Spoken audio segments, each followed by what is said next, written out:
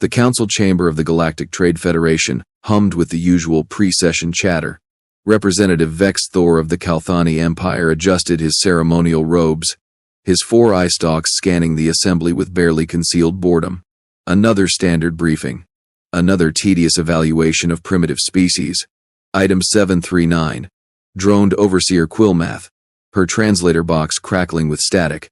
Petition for advanced trade status, species designation, human, planet Earth, Sol system. Vex Thor's rightmost eye stalk twitched. Oh, wonderful, the bipedal mammals again. The ones who had somehow stumbled into fusion technology without blowing themselves up. Probably luck. Their representative has submitted the required documentation, Quillmath continued, mandibles clicking rhythmically. Initial cultural assessments are, well, peculiar. Define peculiar, called out Ambassador Thren from the collective hive. His voice resonated through his thorax, creating that irritating, buzzing sound that always made Vex Thor's head hurt. Quillmath's display screen flickered to life. They have domesticated predators, for companionship. Silence. I'm sorry, Vex Thor said slowly, all 4 eye stalks now focused on the screen. They what? Domesticated. Predators. They keep them in their dwelling spaces, feed them, call them family members. Senator Krell X, a 3-meter-tall arthropod with a reputation for aggressive skepticism, leaned forward. What kind of predators? Small ones. Insectivores, perhaps? Apex predators, Quillmath replied, her tone suggesting she didn't quite believe it herself. Descended from pack hunters. Also, solitary ambush predators with retractable claws and exceptional killing efficiency. The chamber erupted. Vex Thor heard at least 6 different species all shouting variations of absolutely insane in their respective languages. Order, Quillmath's voice cut through the chaos. There's more. They've also developed a competitive activity, where they chase an inflated sphere across a field. This activity generates more economic value than some planetary GDP outputs. Vex Thor felt a migraine forming behind his primary eye stalk. You're telling me these creatures domesticate killing machines and obsess over inflated geometry? Correct. And they've requested approval to begin trade negotiations. Senator Krell X stood, his chitinous legs scraping against the polished floor. Absolutely not. Any species stupid enough to sleep next to predators clearly lacks survival instincts. Denied. Seconded. Added Representative Morvan, a gelatinous being whose entire body quivered with emphasis. My people have spent 3,000 years selectively breeding aggression out of our livestock. These humans celebrate it. Quillmath's mandibles clicked again. There is, one additional item. A video submission. The human representative insisted we review it. Something about, quote, proper context, unquote. Play it, Vex Thor said, and with a sigh. At least it might be entertaining. The universe knew these sessions rarely were. The screen shifted. A small human child appeared, perhaps offspring stage based on the anthropological data. Female, probably. She wore what humans called a dress, bright yellow with some kind of pattern. Her face displayed that peculiar expression humans made when content. Smiling, they called it. Showing teeth voluntarily. Absolutely bizarre. The child stood in what appeared to be a dwelling garden. Green vegetation surrounded her. And next to her, on a primitive restraining lead, sat the most terrifying creature Vex Thor had seen outside a xenobiology horror catalog.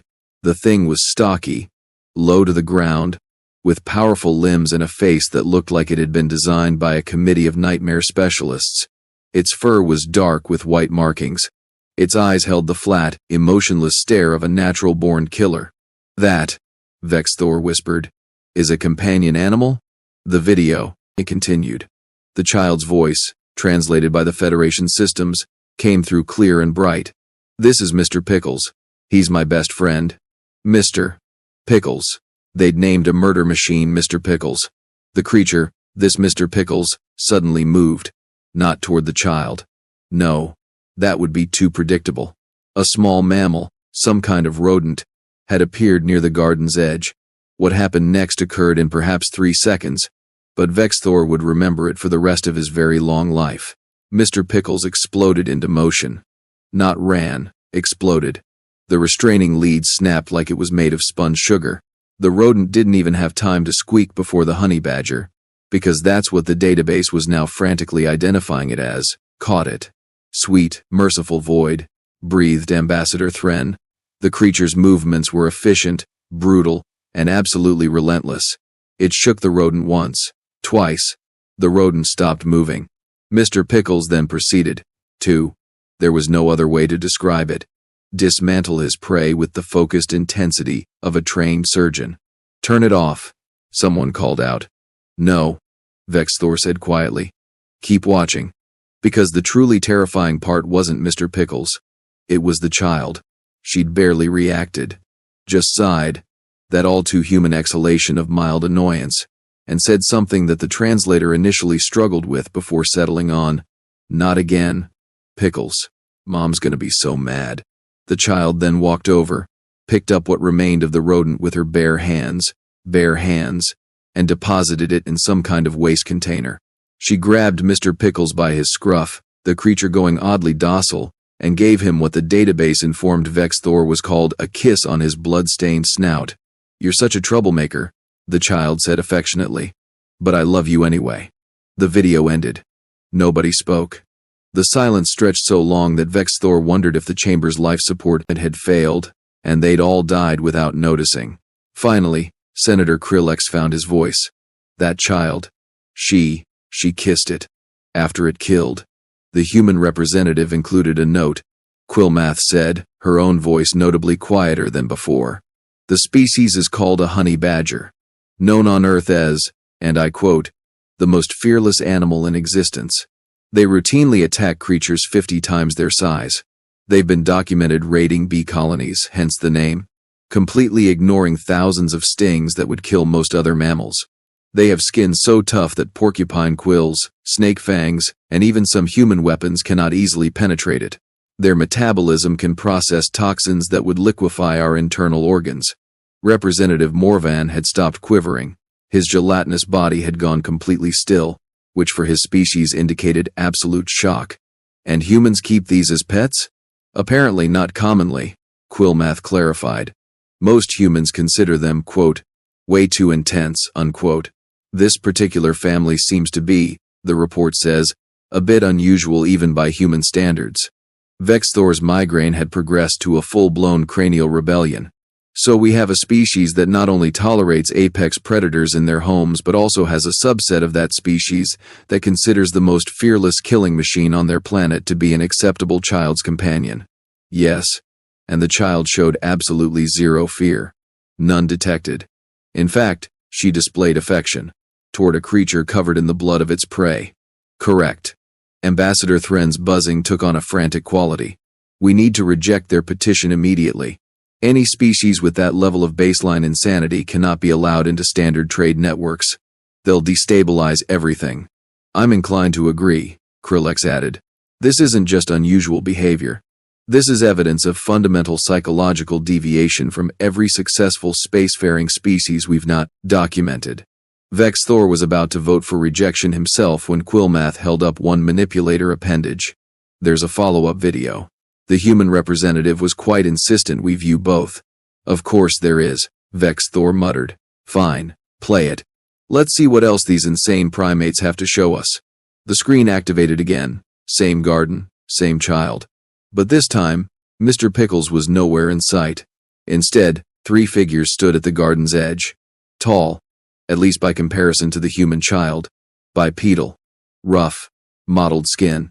Vexthor's primary eye stalk narrowed as he accessed the database. Are those, he said slowly, Dravik raiders? The Dravik were known throughout the outer sectors. Pirates, slavers, scavengers. They preyed on primitive worlds, taking whatever and whoever they wanted. Mostly cowards who avoided any real resistance, but brutal when given the opportunity. They shouldn't be anywhere near Earth. The planet was under probationary observation status. Affirmative. Quillmath confirmed. This incident occurred approximately 6 standard months ago. A rogue Dravik scout ship bypassed Federation border patrols. They landed in a rural Earth area, likely seeking easy targets for their organic markets. On screen, the lead Dravik was saying something to the child. The translator kicked in. Small creature. You come with us. No trouble, you stay alive. Maybe. The child, this tiny human offspring who barely reached the Dravek's hip, tilted her head. That expression. Vex Thor had seen it in interrogation files. It was the look a predator gave when assessing prey. You shouldn't be here, the child said. Her voice was calm. Too calm. You need to leave, right now. The Dravek laughed. All three of them. The sound was harsh, cruel. Little thing gives orders? Funny. You come now or we make hurt. The child sighed. That same sigh from the first video. Mild annoyance, nothing more. She cupped her small hands around her mouth and called out a single word that would haunt Vex Thor's dreams. Pickles. For a moment, nothing happened. The Dravek looked at each other, confused. The lead one took a step toward the child, reaching out with a clawed hand. Then Mr. Pickles arrived. He came from the dwelling structure, moving with that same explosive speed from the first video. But this time, there was no restraining lead, no hesitation, just focused, absolute violence. The first Dravek didn't even see him coming. Mr. Pickles hit him low, going straight for the leg joint. The Dravek's scream was, Vex Thor would admit later, deeply satisfying. The raider went down hard, and Mr. Pickles was already on him, claws and teeth working with mechanical efficiency. The second Dravek pulled what looked like an energy weapon. Stupid. He managed to fire once. The bolt hit Mr. Pickles directly in the side. The honey badger paused for perhaps half a second, turned to look at the Dravek who'd shot him, and Vex Thor swore the creature, smiled. Then Mr. Pickles went for him too. The third Dravek, displaying more survival instinct than his companions, ran. He made it perhaps 10 meters before Mr. Pickles caught him. The energy weapon shot hadn't even slowed the creature down. 3 Dravek raiders, fully grown, armed, taken down by something that massed maybe 15 kilograms. The child walked over to where Mr. Pickles stood over the groaning raiders. She bent down, checked the honey badger's injury with gentle fingers. You okay, buddy? That looked like it hurt. Mr. Pickles made a sound, something between a purr and a growl. The child nodded as if he'd spoken actual words. Good boy. Very good boy. Now sit. Stay. Don't eat them. Mom says eating aliens might make you sick. The honey badger sat. Stayed. The raiders, to their credit or perhaps their horror, didn't move. They just lay there, making pained sounds while a small human child pulled out what the database identified as a primitive communication device. Hi, Daddy, the child said into the device. Can you come home? Some mean aliens tried to take me, but Pickles stopped them. Also, I think we need the special veterinarian. Pickles got shot, but he says he's fine. Yes, I'll stay here. Love you too. She disconnected, looked at the Dravek. Her expression was that smile again, teeth showing. My daddy's a Marine. That's a kind of human warrior. He's gonna be really mad at you. Like really mad. Pickles is mad too, but I told him not to eat you, so you're lucky. Sort of. The video ended with the child sitting in the grass, one hand on Mr. Pickles' head, while 3 Dravek raiders lay bleeding and terrified, occasionally whimpering when the honey badger looked their direction. The council chamber remained silent for a very long time. So, Vex Thor finally said, his voice hoarse, a child, an actual offspring, used a weaponized apex predator to neutralize 3 armed hostiles, then called her parent, then told the predator not to eat them because it might cause digestive issues. That's what happened, yes.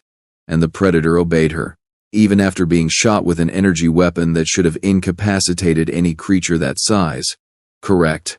Senator Krillex made a sound that Vex Thor's translator couldn't process. It might have been laughing. It might have been sobbing. Possibly both. They're terrifying. These humans.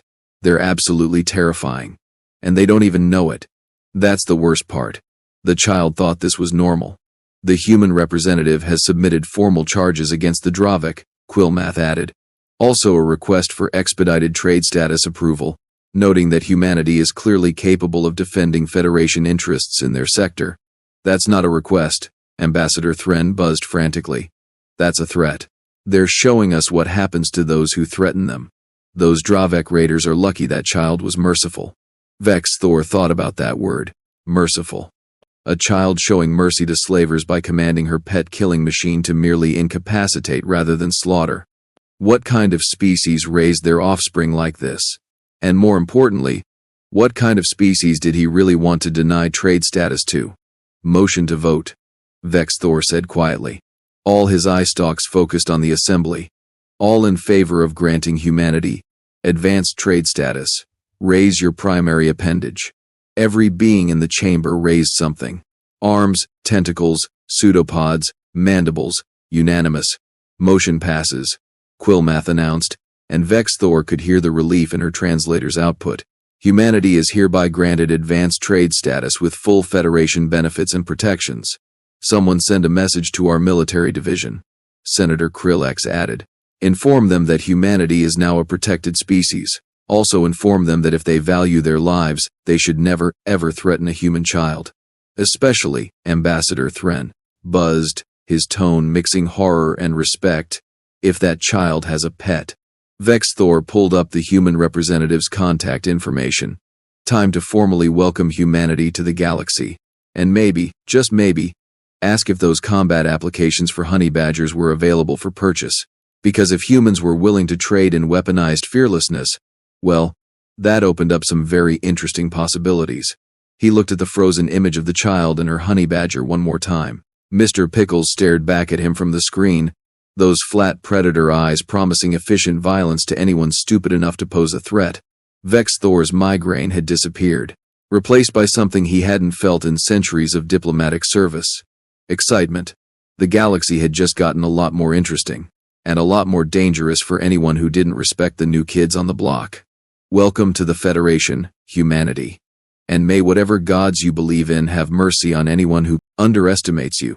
3 galactic standard months had passed since humanity received advanced trade status, and Vex Thor was beginning to realize that approving their petition might have been the diplomatic equivalent of swallowing a live plasma grenade. The humans weren't bad, exactly. They were enthusiastic, friendly, absurdly generous with their cultural exports. The problem was everything they did carried an undercurrent of casual insanity that kept the entire Federation off balance. Case in point, the current emergency session called by the Military Oversight Committee. Admiral Jasquetel, a 4-armed Vortan with enough combat decorations to cover his entire chest plate, stood at the central podium looking like he'd aged 10 cycles in 3 months. His secondary arms twitched, a nervous habit Vex Thor had never seen from the normally unflappable officer. We have a situation, Jasquetel announced. The human merchant vessel Prometheus Glory was attacked by Krell pirates near the Fornax shipping lanes. Vex Thor felt his stomach sink. The Krell were serious business, not opportunistic raiders like the Dravik. They operated in wolf packs, had military-grade hardware, and took no prisoners. Casualties? That's the thing. Jasquetel's voice carried an edge of something Vex Thor couldn't identify. Hysteria, perhaps. No human casualties. The Krell attack force consisted of 6 heavy frigates. Standard protocol suggests the merchant vessel should have been disabled within minutes, crew captured or eliminated. Should have been. The Prometheus Glory had a cargo hold full of livestock, specifically, animals being transported to a new human agricultural colony.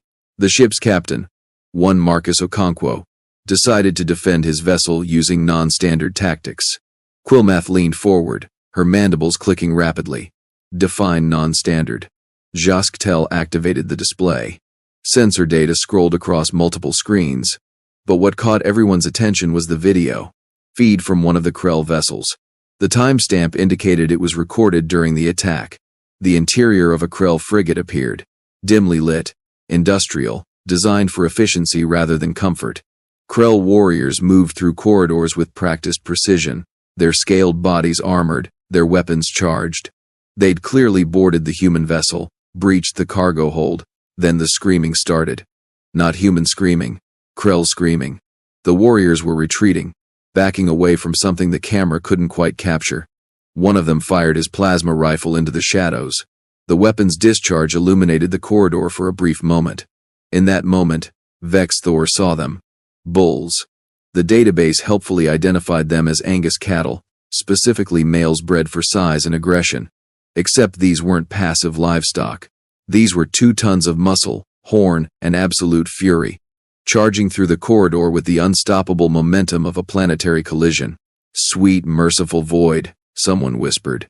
The lead bull hit the first group of Krell warriors like a biological battering ram. Bodies flew, armor crumpled. The other bulls followed, and suddenly 6 battle-hardened Krell soldiers were running, actually running, from angry farm animals. But wait, there was more. The camera shifted to another corridor. Different problem. A Krell demolitions expert was attempting to breach the Prometheus Glory's bridge. He had the charge planted, was stepping back to trigger it, when something hit him from above. A goose. Vex Thor blinked all 4 eye stalks. A white feathered avian, wingspan maybe 2 meters, descended from an overhead vent like a feathered missile of pure hatred. It targeted the Krell's face, specifically the vulnerable eye area, and attacked with the single-minded determination of a creature that had personally declared war on the entire universe. The Krell warrior, trained to face down enemy combatants with military-grade weapons, completely lost composure. He swatted at the goose, missed, got pecked directly in his primary eye, and in his panic triggered the explosive charge while still too close. The blast wasn't fatal, but it sent him tumbling backward, armor scorched, while the goose, somehow completely unharmed, chased him down the corridor making sounds that the translator rendered as various creative threats involving anatomical impossibilities. "That's a goose," Vex Thor said flatly. "They're being attacked by waterfowl."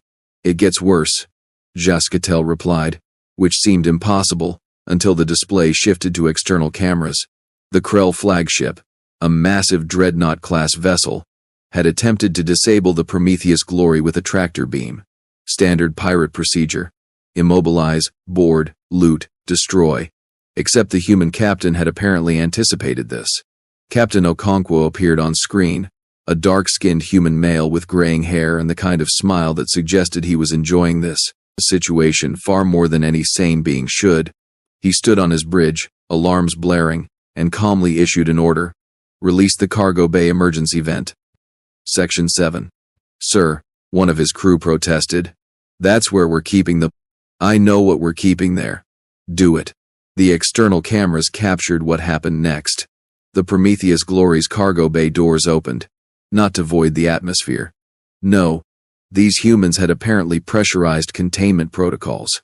Instead, the doors opened to release approximately 200 chickens directly into space. Chickens, in space. Still alive thanks to emergency environment suits that some insane human engineer had apparently designed for poultry. The chickens, disoriented and angry at being ejected into vacuum, did what chickens do when confused. They flapped, they scattered, and most importantly, they created the single most effective countermeasure against advanced targeting systems that Vex Thor had ever witnessed. The Krell.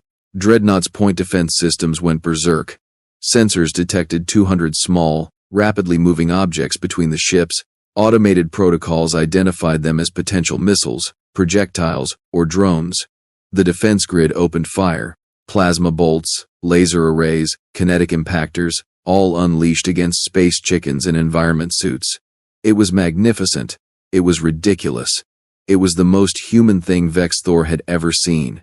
While the Krell flagship wasted ammunition on poultry, Captain Okonkwo fired up his engines and simply left. The tractor beam couldn't maintain lock through that much interference. The Krell pursuit vessels were still dealing with bulls and geese in their corridors.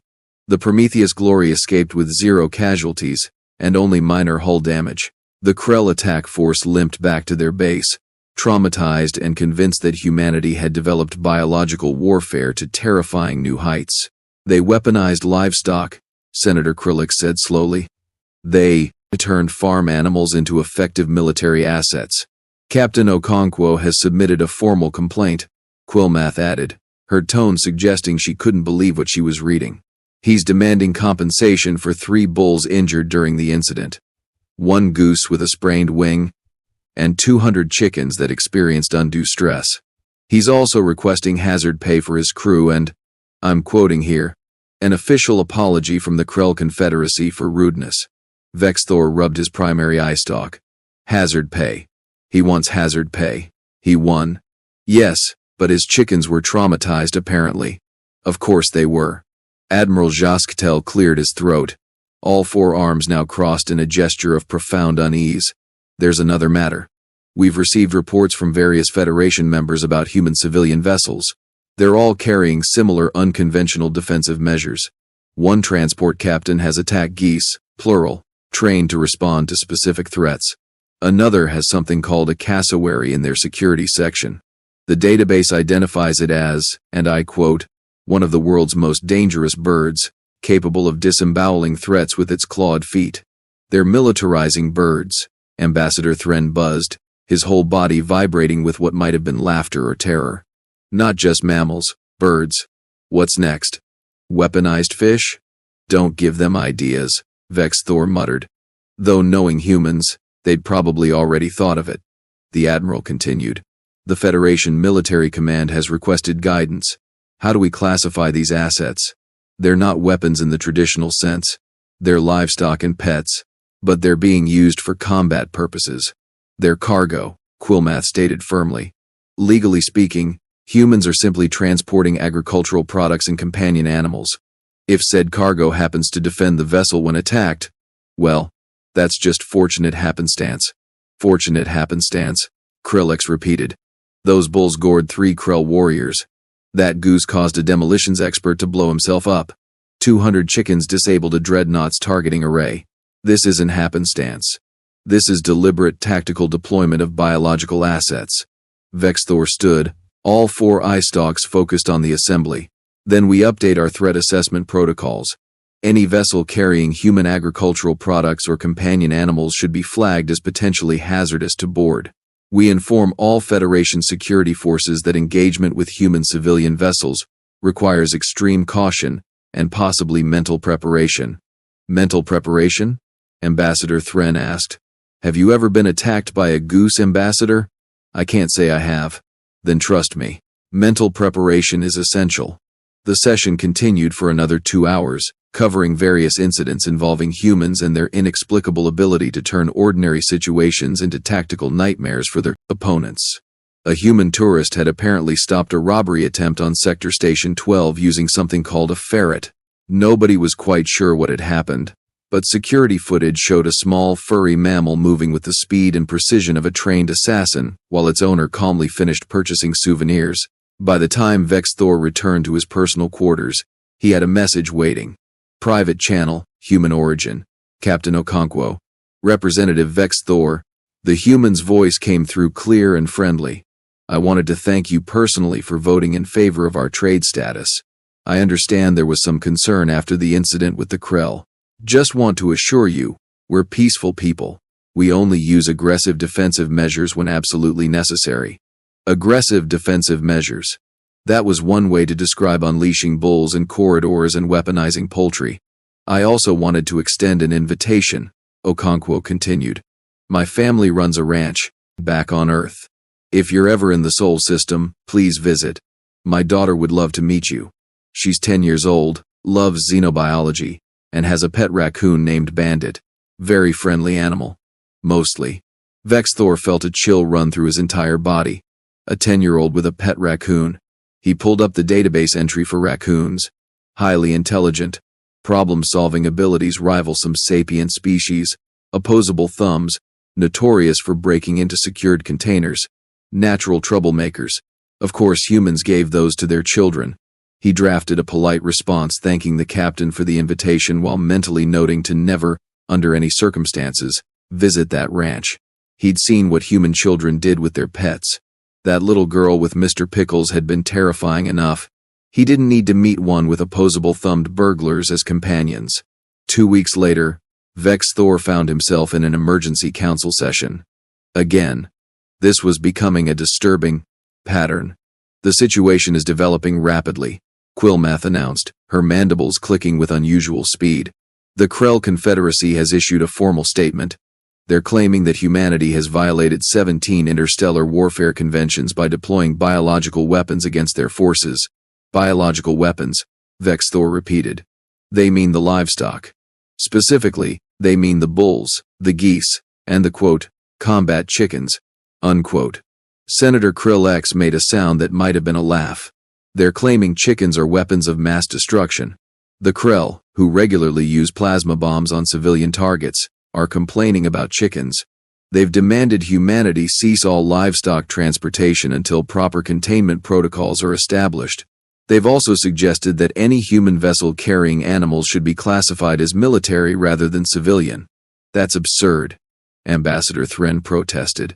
You can't militarize an entire species. 9. Food supply. That would set precedent for regulating every civilization's agricultural practices. Vex Thor felt a headache forming. Have the humans responded? Oh yes. Quillmath's tone suggested this was going to be good. Or terrible. With humans, it was hard to tell the difference. Earth's official diplomatic representative, Ambassador Jennifer Kowalski, has issued a counter-statement. She points out that the Krell initiated hostile action against a civilian vessel. The livestock were simply cargo that, quote, became understandably agitated when their transport was attacked, unquote. Understandably agitated, Krillex repeated. Those bulls were specifically trained. That goose knew exactly what it was doing. The chickens were in spacesuits.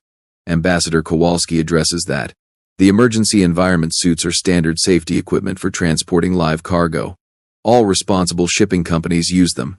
As for training, she claims the bulls were merely displaying natural defensive behavior. The goose was protecting its territory, and the chickens, well, she suggests the Krell shouldn't have shot at them. Vex Thor pinched the bridge of his nose, a gesture he'd learned from human cultural files. It was surprisingly effective for expressing exasperation. So the official human position is that their livestock just happened to be naturally equipped to repel military boarding actions. Essentially, yes. And the Krell believe this is a coordinated biological warfare program. Also yes. What do we actually think? Silence. Nobody wanted to commit to an opinion because the truth was somewhere in the terrifying middle ground. The humans probably hadn't specifically trained those bulls for combat, but they'd absolutely known what would happen if aggressive herbivores were threatened in confined spaces. The goose might not have been a designated security asset, but someone had definitely failed to secure it before the attack, almost like they'd wanted it loose. And the chickens, well, those spacesuits were regulation, but the timing of that cargo bay vent was suspiciously perfect. I think, Admiral Jasquetel said carefully, that humanity has a natural talent for improvisation that we should be very, very grateful is currently on our side. Agreed, Vex Thor added. Motion to dismiss the Krell complaint on grounds that they initiated hostilities and should have anticipated defensive responses from their target. Seconded. All in favor? All in favor? Unanimous again. The Krell weren't going to like it, but frankly, Vex Thor was more concerned with keeping humanity happy than worrying about pirate feelings. The session adjourned. Vex Thor was halfway to the exit when Quillmath called out to him. Representative, one more thing. Unofficial. Yes? That child. The one with Mister Pickles. Her father, the Marine. He's been assigned to the Federation's new Joint Task Force on Piracy Suppression. Vex Thor stopped walking. They're sending a human Marine whose daughter uses honey badgers as attack animals to work with our security forces. Yes. Along with a full company of human soldiers. They're calling it a cultural exchange program. That's not a cultural exchange. That's a warning. They're showing us what their warriors are like if their children are that capable. Quillmath's mandibles clicked in what Vex Thor had learned to recognize as her version of a smile. Between you and me, I think you're absolutely right. I've read the personnel files. These Marines have specialized training in something called close quarters combat. They prefer fighting at ranges where most species would panic, and they all have personal experience with Earth predators. Of course they do. One of them grew up on a ranch, with bulls.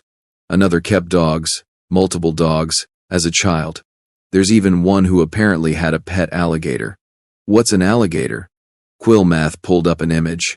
Vex Thor looked at the massive reptilian, predator, all teeth and armored hide, and felt his headache return with reinforcements. They kept that as a pet.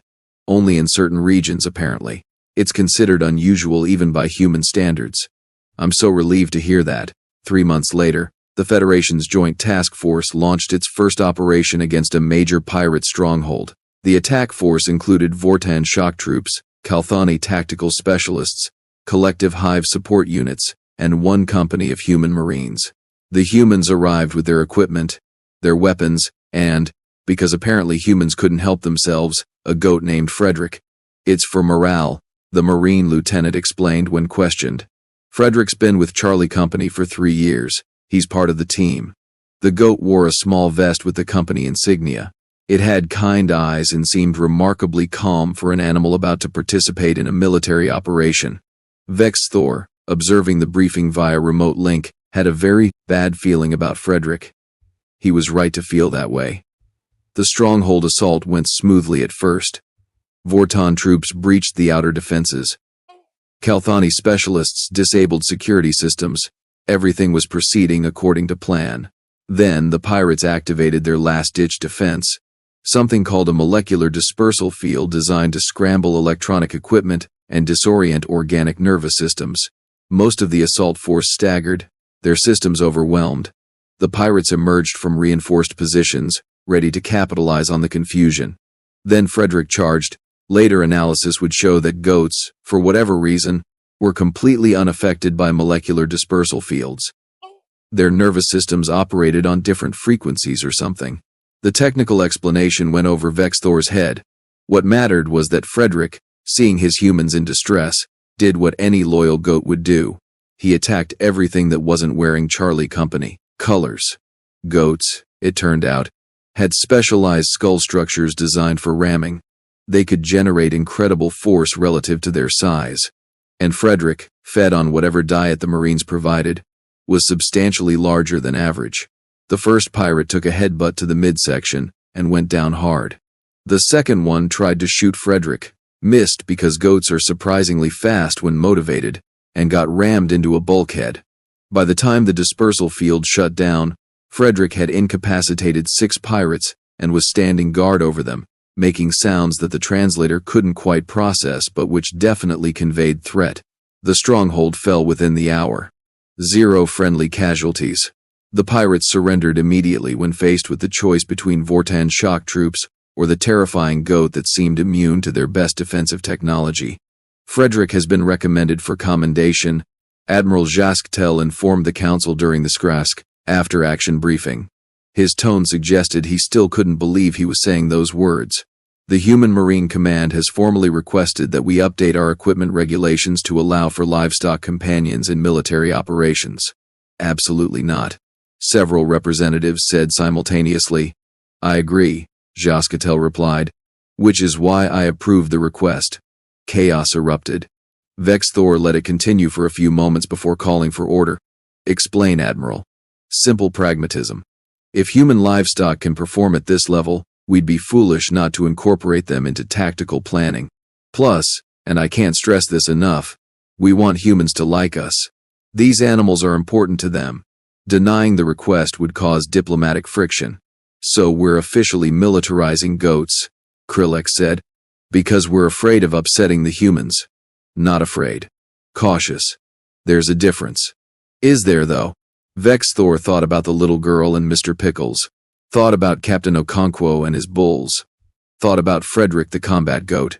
And he thought about what kind of species could inspire this level of loyalty from creatures that, by all rights, should be prey animals living in fear. Humans didn't just coexist with predators and prey. They formed bonds with them, made them family. And those animals, for reasons that defied standard xenobiological models, returned that loyalty with absolute devotion. It was beautiful, in a terrifying sort of way. Motion to approve livestock integration into Federation military operations, Vex Thor announced. Limited deployment, human supervision required, full safety protocols. All in favor? Unanimous, again.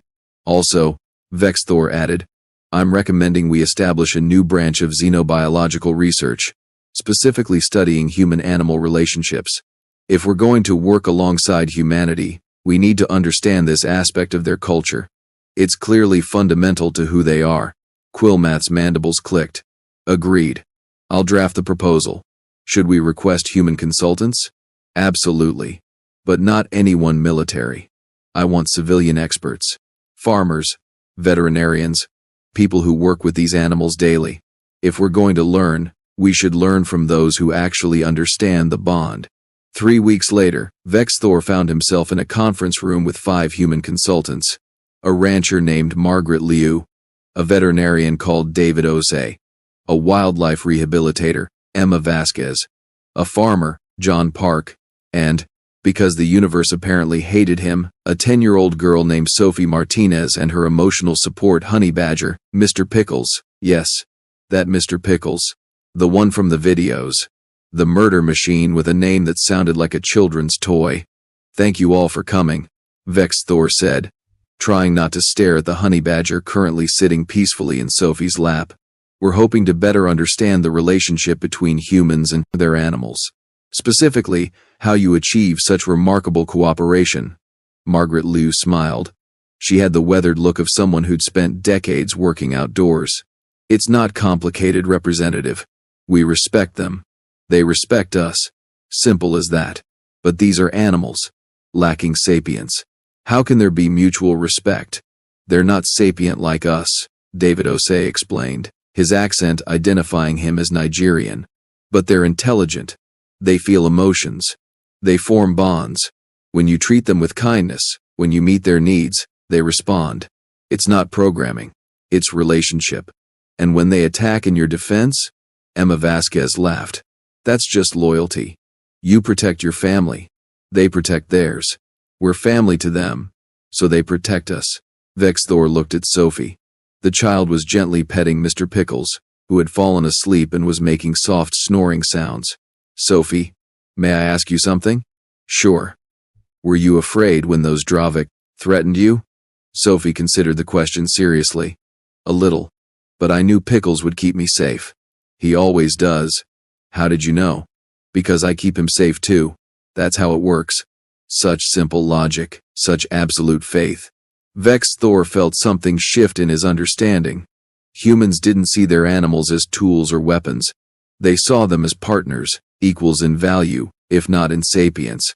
What would you do if Mister Pickles was threatened? Vex Thor asked. Sophie's expression changed. That smile disappeared, replaced by something colder. Something that reminded Vex Thor that this was a human child, descended from apex predators who'd climbed to the top of their planet's food chain through sheer determination and pack-hunting efficiency. I'd stop them, Sophie said quietly. Whatever it took, he's my best friend. Nobody hurts my best friend. And there it was, the truth of humanity. They were peaceful, yes, friendly and generous and remarkably kind, but threatened their pack, threatened their family, threatened their animals, and something ancient and terrible woke up behind their eyes. Playtime was over when you hurt their own. I think I understand now, Vex Thor said softly. Thank you, Sophie. Thank you all. The consultants left eventually. Sophie gave him a hug before departing, which was apparently a human gesture of affection. Mister Pickles sniffed his leg, decided he was acceptable, and didn't bite him. Vex Thor considered that a win. He filed his report that evening, recommended full integration of human-animal handling protocols into Federation standard practices, suggested ongoing cultural exchange programs, and included a personal note to the Oversight Committee. Humanity is not dangerous despite their animals. They are valuable because of them. The bond they share with other species demonstrates remarkable capacity for empathy, loyalty, and protective instinct. These are qualities we should celebrate and learn from, not fear. The galaxy is better with humanity in it, even if they do insist on keeping honey badgers as pets. 6 months after that report, Vex Thor received a package. From Earth. From Sophie. Inside was a photo. Sophie and Mister Pickles, both wearing what humans called party hats.